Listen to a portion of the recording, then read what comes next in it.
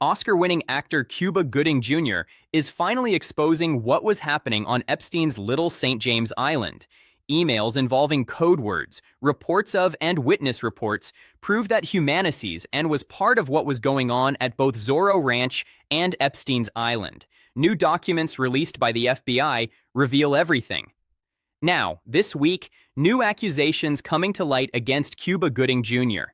The allegations come from a former producer for Combs, Rodney Jones. Now, it originally just listed Diddy as far as in, but now Gooding is listed as a co-defendant, accusing him of as well. According to court filings, the alleged happened on a yacht rented by Combs that went to the U.S. Virgin Islands last January. The U.S. Virgin Islands are the same place that Epstein was taking his victims. Multiple witness statements and emails show that victims were being dropped and taken to the island on boats and helicopters. Once the victims would wake up, their passports would be taken away, and they would be trapped on the island. The flight crew knew exactly what was happening to the being taken to the island, but they did nothing. There are even reports that the staff on the airport had been paid off to let the victims board the plane. Satellite images along with pictures released by the Department of Justice show that this island was built to make it impossible to escape. Shockingly, Epstein had a fully equipped dentist's office on Little St. James, decorated with the creepiest 3D faces. And his last girlfriend, Karina Shuliak, just happens to be a dentist. So, why did Epstein have a dental office in the middle of nowhere? Well, according to one survivor, victims had their front teeth pulled so they couldn't bite back during sex. Whose face that is on the wall or the walls, which is creepy. Can you imagine going into the dentist's office and what is that? That's a dentist office at Epstein Island. And do you know what Jeffrey Epstein's last girlfriend went on to do as a profession? What? A dentist. Oh, isn't that weird? The last woman he dated before he died was a woman who went to dental school, practiced dentistry, and they have a dental. And there were reports that they were pulling the teeth out of the calling blowholes. That was according to one report of a survivor in the files. They pulled the teeth out so that they couldn't bite back during the sec. Think about that. Think about that. You have a dentist's office to pull the teeth out of kids so they don't bite you and fight back, and then 2-for-1 when you, God forbid, these freaking poor kids. There's no evidence of their teeth. Because when people die back, it's not the skull is nothing, it's your teeth. The dental records is how they identify you. So, and I know, and it's crazy, the more and more you're hearing the trapdoors, all the parties, all the people, and all these names, that's the only messed up thing, is they redacted everybody's name. Why can't? We see who these people were every time you think the Epstein situation can't get worse, something even more horrifying comes out. An analysis of hundreds of thousands of emails released by the Department of Justice shows that Epstein was using code words to talk to his elite friends. These code words include food items such as beef jerky, pizza, ice cream, grape, sushi, and white tuna. The context in which these words are being used doesn't make any sense. For example, in one email, Epstein's urologist, who's just prescribed him erectile dysfunction drugs, says, "Take the pills and then meet me for pizza and grape soda. And how dare you threaten me and call me names? I mean, I'm not getting paid for this. I've stayed out of it. I'm just getting too mad watching this." So even before the Epstein files got released, back when the Podesta emails were released and the original Pizzagate theory was born. And, if you look through some of those Podesta emails, look, they're clearly talking in code. Now, what is the code? People are speculating that it was about children. Now, I have absolutely no reason to believe that, but they're not planning pizza parties. You know what I mean? Like, they're speaking in coding. Epstein's urologist, who's just prescribed him erectile dysfunction drugs, says, "Take the pills and then meet me for pizza and grape soda." That's in the Epstein files. Maybe it has nothing to do with sex. Maybe they're actually, you get wicked hungry after you take a boner pill. I don't know. But the fact that nobody cares to find out or even interview the urologist or bring them and say, "Hey, what is this?" That's right. And I felt the same way back. Grape soda. What are you even talking?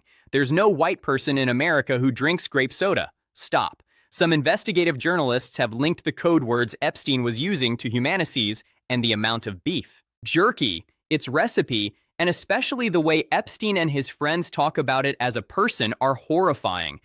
There are even some references Tom directly. Apparently, Epstein was in contact with a restaurant called The Cannibal. The cannibalism, the babies, the code words in the emails, literal emails of Epstein and Bill Gates. Like these are known entities starting to talk about jerky, and then they're talking about the intestines of babies. They're talking about cream cheese. Like, I welcome anyone to prove me wrong. Because I hope to hell this is not true. But when we mentioned jerky, that was the more elite human meat is what I'm interpreting this as. There were emails from people, redacted names again, saying, hey, I have 68 lbs of jerky in my freezer. I'm not sure what to do with it. There were emails of, I need more jerky. I'm going to send it to the lab.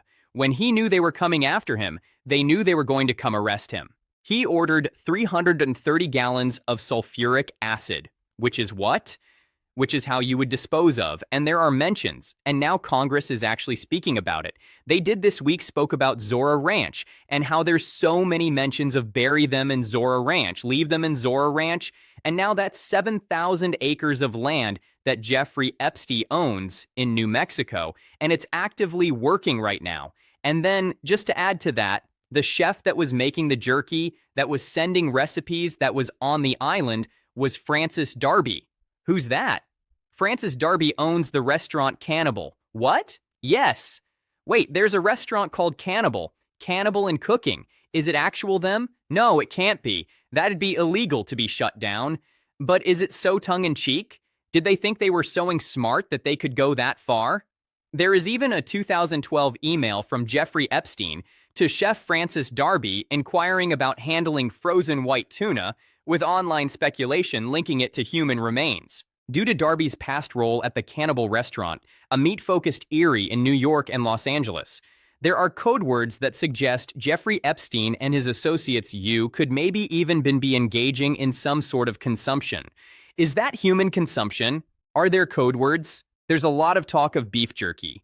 There's a restaurant called The Cannibal where the owner is listed in some of these documents. Now, that isn't a restaurant that is just proclaiming to serve human meat by any means. But some of this it seems that there's a lot of conspiracies that make you wonder. And I saw more emails about Twitter and these coded conversations. Still have a very clear topic that was big. It was a big driver for them. And these were sick people doing very, very sick things. Reports of Epstein's clients being involved in the alleged consumption of have been there for years. Back in 2009, another alleged victim, a young model by the name of Gabriela Jimenez, broke down outside a hotel party being arranged by alleged Epstein associates, screaming that she had seen something horrifying involving powerful guest. Forever. Okay. Foreign speech. At the same time, some sources are pointing towards Epstein's alleged associates using human remains and cells obtained from babies to stay young. We've seen this again and again with celebrities. Some of the biggest shows on television have allegedly been trying to normalize the use of human remains to stay young for years now. In one episode of The Steve Harvey Show, a guest applies an Oprah-endorsed anti-aging cream made from human foreskin-derived fibroblasts. I'm gonna put a little on your hand. I do that. Oprah did it. Yeah, Oprah did it. All right. So here, we're gonna rub it right in. How come it's red? Which I'll show you in a sec, Steve. So this is made from growth hormones of human fore. Look, the wrinkles has just disappeared. I can't even ball my hand up. But so, it's made from human foreskin. I'm sorry, Steve. You'd have sat up here and squirted somebody's private parts in my damn head. What you laughing at? I'm sorry. This your last time on the show. This your last time not coming up in here. Ellen was accused of doing the same things. Rumors of Ellen being involved in an alleged circle and using stem cells extracted from humans have been around for quite some time. Reports online have also linked Ellen's changed appearance to her not receiving these treatments anymore after Diddy was arrested. In one episode with Sandra Bullock, Ellen and Sandra Bullock openly discussed her use of adrenochromes extracted from children. Okay, let's talk about this facial that you're obsessed with. How many did you get the whole cast of Ocean's 8 to do this? Not everybody. Okay. And good smart. So just those that I thought would appreciate it. Okay, explain what it is. Well, it's this way in which one forces through microneedling. It's like a little roller with these. Some of you, I think many of you know it, and it pushes through the skin and ruptures a collagen and then boosts it. You look like a burn victim for a day, but then it pushes the skin. What are you pushing into the skin? Sarah Sar, Sandra, Sarah S. Carey. What are you pushing into the skin?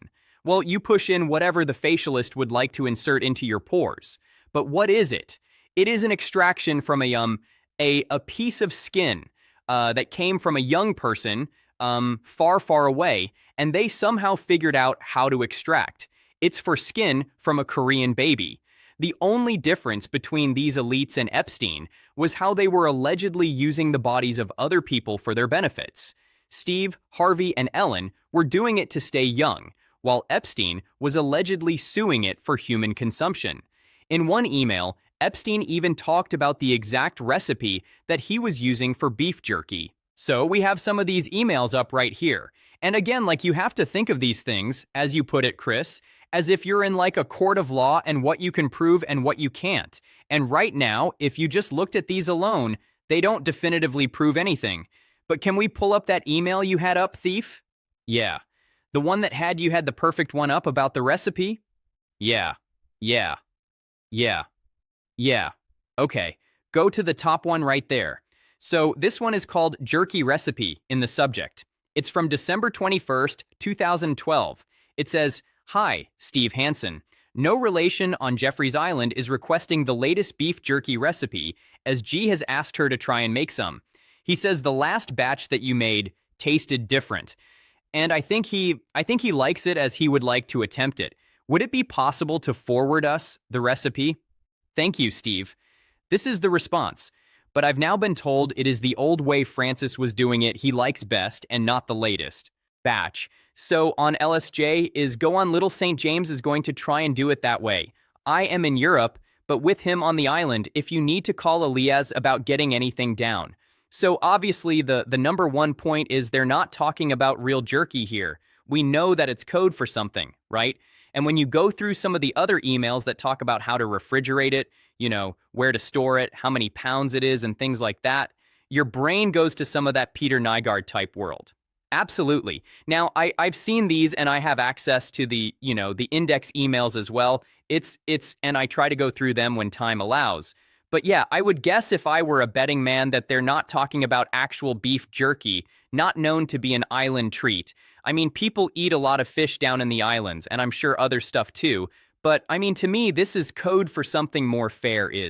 There is a horrifying journal entry by one of the victims in the DOJ release, which points towards Epstein and Ghislaine Maxwell forcing women to get pregnant and running a baby farm.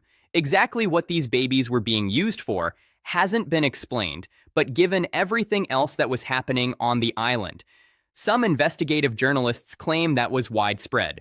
Sometimes we don't talk enough about what these accusers, what these alleged victims went through.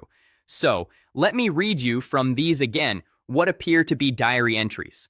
Close your eyes. Close your eyes. Close your eyes. Don't speak. She doesn't talk. I can't stop shaking. And it's been a week. A decision was made, but I can't tell Jeffrey. These things happen. Why didn't I close my eyes fast enough? The doctor was different again. I think from Israel. He had kind eyes, but didn't speak directly to me. This was different. A shot, and those rod-like things had a hook and so much pain. Ghislaine said to push all the pain away. I don't understand. Blood and water all over the bed. And she was right. Like a feeling when your tummy hurts and you have to push. She said to close my eyes and put her hands over my eyes. But I didn't close them because of these tiny cries. I am so lost. I saw between her fingers this tiny head and body in the doctor's hands. It reached its tiny arm up and had a tiny foot. I closed my eyes and no more cries. And when you go to page 20 of this particular packet, chillingly, there is even a picture of a sonogram on a page with the words, "She is gone and she won't be coming back." And next to what appears to be a poem entitled Child, you have passages such as, "Your clear eye is the one absolutely beautiful thing. I want to fill it with color." And ducks. Now, we don't know for sure who this person is. We don't know if this claim is real. We don't know if this sonogram is the baby the person mentions. And also, we can't confirm whether any charges or investigations were launched because of the specific account or accounts. But it seems the allegation is clear, right, that she was impregnated, and as I'll get into, either by Jeffrey Epstein, or maybe she was a surrogate of some kind. But the baby was taken away. And what is interesting when we talk about her credibility, at least to me, is the apparent specificity of detail and acknowledging certain personal details about Epstein. At the same time, the presence of bodies being buried on Epstein's Zorro Ranch in New Mexico is also being investigated. State investigators are now searching Jeffrey Epstein's Zorro Ranch for the bodies of 2 victims who were allegedly struck to death. According to the Daily Mail, the search comes after an email claimed that a former staffer had information that 2 victims were buried outside the ranch. Did you know somewhere in the hills outside the Zorro, 2 foreign girls were buried on orders of Jeffrey and Madame G? The email read, "As Epstein's Zorro Ranch is being dug up, looking for buried bodies, numerous victims are coming forward saying they were dug, had organs harvested from their bodies, and would wake up in an operation theater with no recollection of how they got there." New Mexico has begun to reopen a criminal investigation at Zorro Ranch in New Mexico, which was one of the many properties in which Jeffrey Epstein committed acts of abuse against both girls and boys. We know that there was not only criminal allegations brought to the FBI and DOJ, but there was also a civil suit involving an allegation against Jeffrey Epstein at the ranch. Mr. Indy, who is in the room being deposed right now, managed the ranch properties, and I asked a number of questions about what happened at Zorro Ranch, and I will say this, although I can't speak to what was specifically on the record, I was told today by Mr. Index's attorneys that they were not even aware that the U.S. Department of Justice asked to drop New Mexico's case against Jeffrey Epstein. And so whether that is true, we cannot verify it. But all of this points to the fact that nobody is talking. Nobody is telling the truth. Nobody is helping us get real answers. And so the cover-up continues. The worst part is that if this is true, some bodies might never be found. Emails from Epstein show him buying large quantities of sulfuric acid just days after his indictment. There are claims that Epstein wanted to use this acid to get rid of any evidence linking him to his crimes. Details about what kind of evidence he was trying to destroy haven't been made public, but according to some rumors, Epstein was trying to get rid of human remains. Here's one of the craziest ones. The day he was indicted in 2018, the very next day he ordered 330 gallons of sulfuric acid. What? Yes. He ordered 6 55-gallon drums of sulfuric acid to be delivered to the island. And so there's a lot of people online saying, oh, that was probably for his desalination plant. It's probably like a regular thing they need to order. So then someone else did a deep dive and said, no, this is the first time this was ever ordered. Check that again. I thought there was 2 other ones. Oh, there was 2 other 2017 and 2015. Oh, so that guy was the first one from that company, potentially. That makes sense. So maybe it was for this desalination equipment, but also that's a lot of sulfuric acid. You know, if I needed 5 gallons for my desalination equipment, but, right, 239 gallons or whatever it is to burn, yeah, to get rid of bodies. Well, it's kind of hard to think of any other use for acid just in general, right? Immediately. You think? Immediately. Yeah? Do the other orders, were they that large? Let me check. Because here's the other thing. I mean, how long has it been killing people? How long have they been boiling bodies to get rid of them? I mean, if you do have, for lack of better words, let's call it a service, where you allow rich people from foreign governments or whatever. You set it up. I can give you whatever you want. Like what I want to do is I want a book, or like I want to, get rid of the body. Like, I want to do that. Like, can you do that? There was one where this one guy is saying to him, "Thank you for the Twitter video." It's literally a part of an email, the actual quote, "Thank you for the like, enjoyed the video." It's so gross. Like, and they think they've identified that guy. A lot of these claims are circulating online, but separating documented evidence from rumor is more important now than ever. As more records, testimonies, and official findings come out, the full picture may become clearer. What do you think? Are these files revealing something bigger, or is the internet running too far ahead of the evidence? Drop your thoughts in the comments below. And if you want more deep dives into powerful people, hidden scandals, and the stories the mainstream keeps missing, make sure to like, subscribe, and turn on notifications so you don't miss the next video.